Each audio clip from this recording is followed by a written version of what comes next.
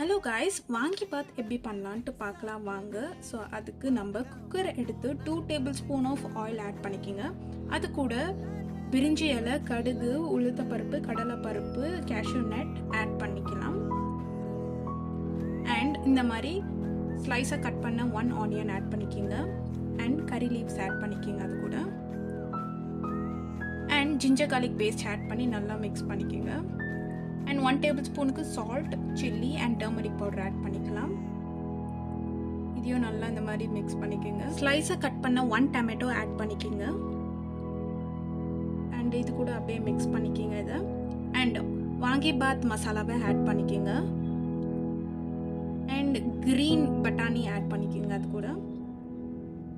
And வெள்ளை கத்திரிக்காவை இந்த மாதிரி கட் பண்ணி ஆட் பண்ணிக்கலாம் நம்ம. அண்ட் புளி கரைச்சி ஆட் பண்ணிக்கலாம். அதை நல்லா இதை மிக்ஸ் பண்ணிக்கோங்க மசாலா கூட. அண்ட் ஜீரா சம்பா ரைஸ் நல்லா வாஷ் பண்ணி எடுத்து வச்சுக்கிறோம், ஆட் பண்ணிக்கலாம். இந்த மாதிரி கிளாஸில் 3 glasses ஆஃப் வாட்டர் ஆட் பண்ணிக்கோங்க.